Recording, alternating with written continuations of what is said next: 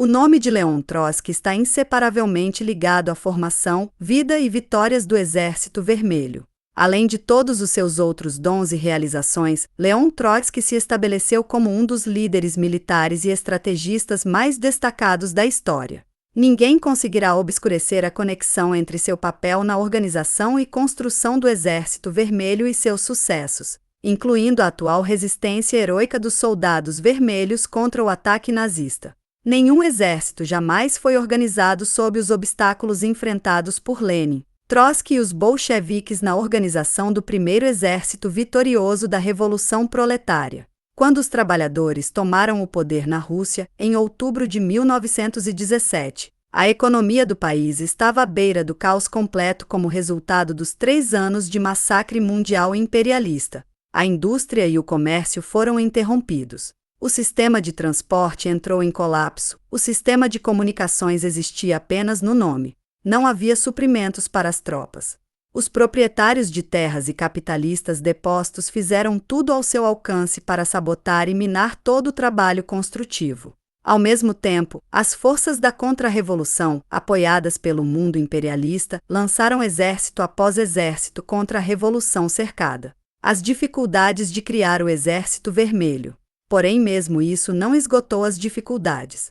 Em seu relatório sobre o primeiro aniversário da fundação do Exército Vermelho, em fevereiro de 1919, Trotsky analisou as condições da época da seguinte forma: a desintegração da indústria é obviamente uma condição desfavorável para a criação de um exército.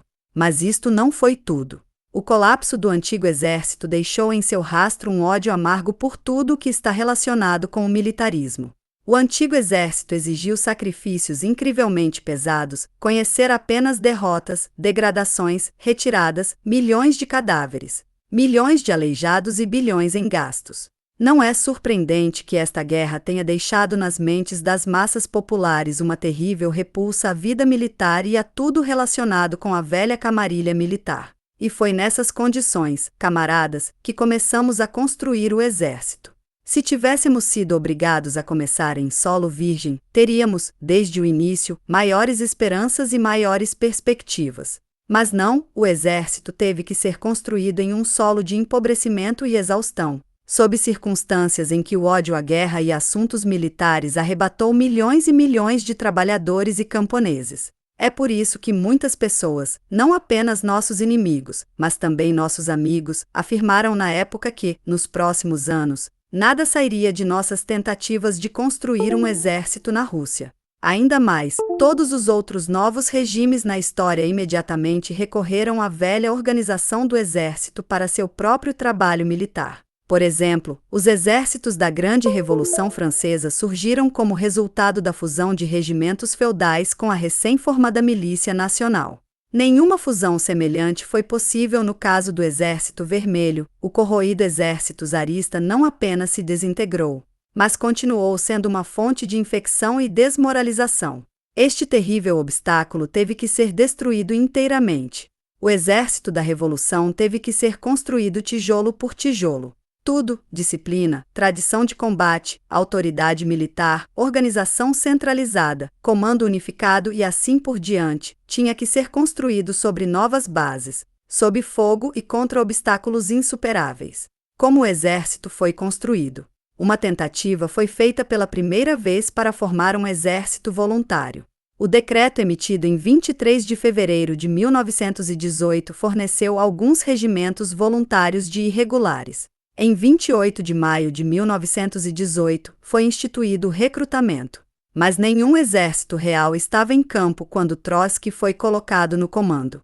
Havia apenas sua matéria-prima humana composta por 1. Faixas de irregulares, 2. Refugiados fugindo dos guardas brancos, 3. Camponeses mobilizados nos bairros vizinhos, 4. Destacamentos de trabalhadores enviados por centros industriais, 5. Grupos de sindicalistas e comunistas. Estes tiveram que ser forjados em um novo exército, com uma organização militar correta, com base em novas ideias, nova disciplina e novos métodos, sob a direção de comandantes qualificados. Sob a liderança de quem isso foi realizado? Aqui está como Lenin descreveu a situação em relação ao Exército Vermelho em 15 de março de 1920. Afinal, com o que começamos? Antes de Trotsky tínhamos Krylenko, Dybenko, Podvoisky e ficamos com este Kolegium, Kolchak e Denikin colaram as luzes do dia fora de nós. Por quê? Porque éramos 7 sentados juntos, e primeiro tínhamos que aprender coisas por um espaço de 2 anos e só então aceitamos o princípio da autoridade unificada. Lenin's Collected Works, Ferd-Russian Edition, volume 25, pp. 84-85. Na opinião de Lenin, antes de Trotsky assumir o comando do Exército Vermelho, não havia liderança, apenas um colegium. Mas Lenin afirmou muito mais. Em 1920, ou seja, o ano crítico da Guerra Civil, ele reconheceu que Trotsky tivera de lutar durante 2 anos por suas ideias político-estratégicas básicas na construção do Exército Vermelho. Essa luta teve de ser travada não apenas contra a oposição de base do partido, mas também contra os oponentes no Comitê Central e no Politburo, que em várias ocasiões importantes obteve a maioria. Esta luta, por vezes extremamente acirrada e amarga, terminou com a derrota da oposição e com a aceitação sem reservas das ideias, métodos e princípios que foram primeiro elaborados e aplicados pelo presidente do Conselho Militar Revolucionário e que mais tarde foram aderidos pelo Estado-Maior-Geral Soviético. Dos 5 principais conflitos político-estratégicos que surgiram em conexão com a criação do Exército Vermelho, trataremos brevemente apenas da luta crucial contra a chamada oposição militar. Em essência, essa foi uma luta contra as tendências de classe estrangeiras que se manifestaram na esfera militar pela defesa das ideias e métodos da guerra de guerrilha. Se os campeões do guerrilheirismo tivessem prevalecido, a condenação do primeiro Estado operário teria sido selada nos campos de batalha da Guerra Civil. A base da oposição militar. O caos da guerra de guerrilha, como Trotsky apontou, expressava o elemento camponês que estava por trás da revolução, ao passo que a luta contra ela era também uma luta a favor da organização proletária do Estado em oposição à anarquia pequeno-burguesa elementar que a estava minando. A maioria dos recrutas do exército eram camponeses. O próprio país era um mar de camponeses insurgentes, para os quais esse tipo de guerra não é apenas tradicional, mas instintiva. Os bolcheviques foram comparados por Lenin a uma gota nessas vastas águas. Neste contexto, os métodos e formas de luta guerrilheira ou irregular encontraram uma resposta nas fileiras do partido, uma resposta que refletia a pressão, intensificada pela crise, do campesinato. Essa tendência era tão forte que exerceu uma influência temporária sobre Lenin. Zinoviev, que junto com Kamena era o menos militarista dos bolcheviques, flertou por um tempo com a oposição militar. Mas seu verdadeiro inspirador e organizador nos bastidores não foi outro senão Stalin. As lutas políticas por novas ideias e novos problemas quase sempre assumem, no início, a forma de uma luta em torno de questões organizacionais. Foi o que aconteceu com a luta pelos fundamentos político-estratégicos corretos para o Exército Vermelho. A oposição militar liderada por Stalin defendia ideias que tornavam impossível uma organização militar correta. Suas ideias eram, na realidade, ideias de democratas pequeno-burgueses vulgares traduzidas em termos militares. Eles favoreciam o método eleitoral de escolher comandantes, opuseram-se ao recrutamento de especialistas militares, à introdução da disciplina militar em bases proletárias, à centralização do exército, comando unificado e assim por diante. A disputa girou em torno da utilização de ex-oficiais czaristas. Os campeões do guerrilheirismo agarraram-se a ela porque lhes dava a melhor cobertura para sua falsa linha. Polemizando contra Stalin, Voroshilov e companhia, na época, Trotsky escreveu: deveríamos, de fato, ter uma opinião negativa de nós mesmos e de nosso partido, da força moral de nossa ideia, do poder de atração de nossa moral revolucionária, se nos considerássemos incapazes de conquistar milhares e milhares de especialistas, inclusive militares. A oposição aos especialistas militares na realidade refletia uma estimativa exagerada dos poderes da burguesia e um desprezo pelo poder das massas que é tão típico da visão pequeno-burguesa. Stalin, Voroshilov e companhia temiam os especialistas porque eles próprios não tinham o conhecimento, habilidade e confiança necessárias. Em 1920, Lenin resumiu a experiência da seguinte maneira: Milhares de ex-oficiais, generais e coronéis do exército czarista nos traíram, você sabe disso, mas dezenas de milhares continuam a nos servir. Embora permaneçam partidários da burguesia, e sem deles não teríamos um exército vermelho.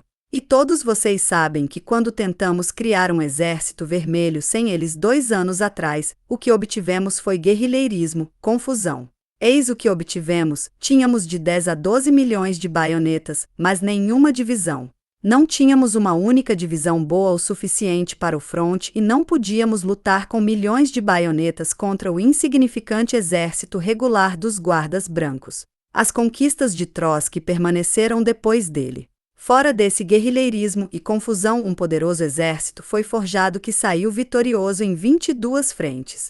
Se tal exército fosse organizado na Rússia no espaço de menos de 3 anos em tempo de paz e em condições normais, teria constituído uma conquista militar extraordinária. Quando, onde e por quem outro exército foi construído sob tais condições adversas?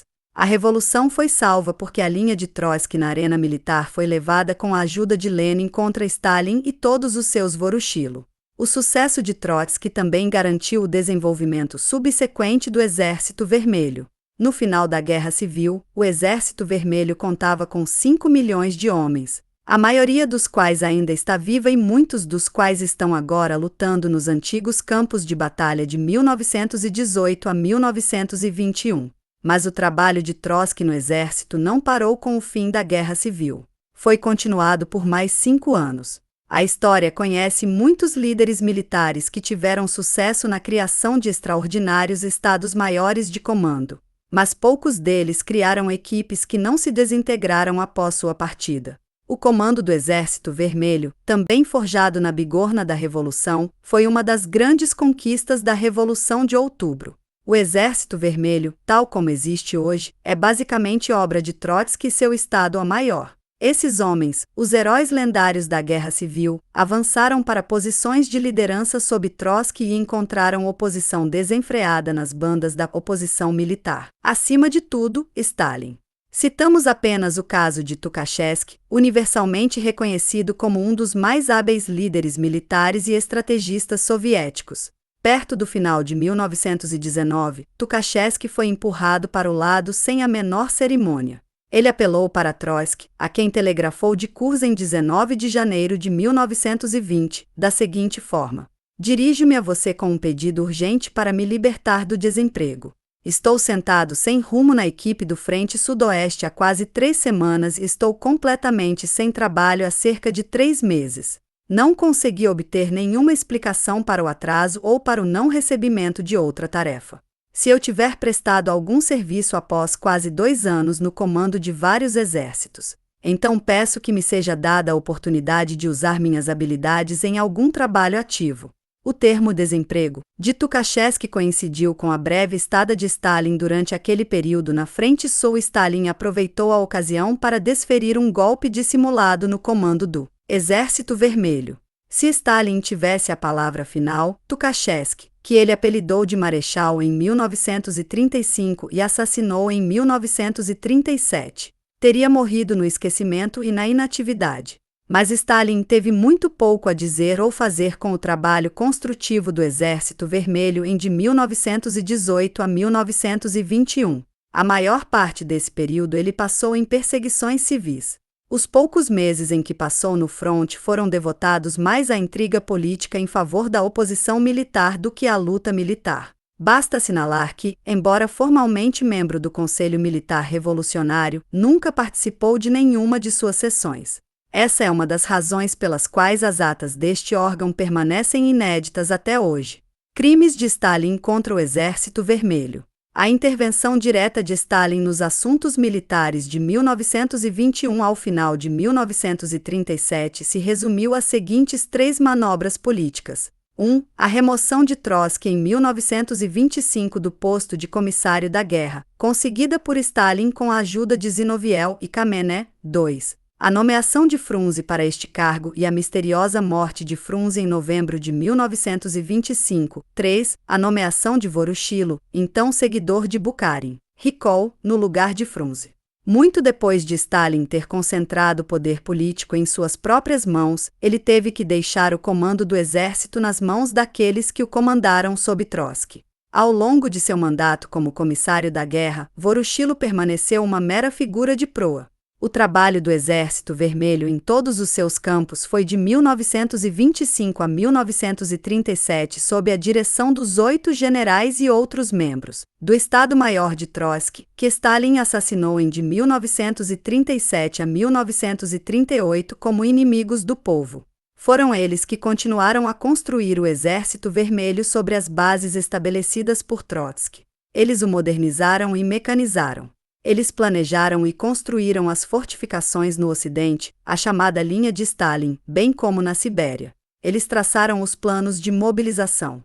Eles prepararam os planos estratégicos para enfrentar ataques futuros. A lógica interna das armações de Stalin em Moscou o levou, de 1937 a 1938, a estender seu expurgo ao Exército Vermelho. Os generais vermelhos, que se submeteram politicamente a Stalin, resistiram ao enfraquecimento das forças armadas. Eles pagaram com suas vidas. Para estender seu domínio pessoal às forças armadas, Stalin teve primeiro de destruir a flor do comando do Exército Vermelho, Marinha e Força Aérea. A resistência heroica do Exército Vermelho ao ataque nazista agora apresenta ao mundo inteiro evidências factuais adicionais das infames armações Frame UPS de Stalin, de Tukhachevsky, Yakir, Uborevich, Auxnis e outros. Se, como mentem os fatalistas, eles fossem agentes de Hitler, o alto comando alemão teria sido adequadamente informado sobre as defesas da URSS, suas fortificações, planos de mobilização e outros segredos militares. Por que então os exércitos nazistas foram pegos de surpresa? A qualidade da resistência do Exército Vermelho é prova de quão habilidosamente e lealmente esses homens cumpriram suas tarefas antes dos golpes selvagens de Stalin contra o poder de combate do Exército Soviético. Todos os crimes de Stalin contra o Exército Vermelho desde de 1937 a 1938 não foram capazes de desfazer o trabalho iniciado por Trotsky em agosto de 1918 e continuado pelos próximos 20 anos pelos homens que serviram sob seu comando. É o Exército da Revolução de Outubro e da Guerra Civil, o Exército Vermelho de Trotsky, que agora está lutando tão heroicamente.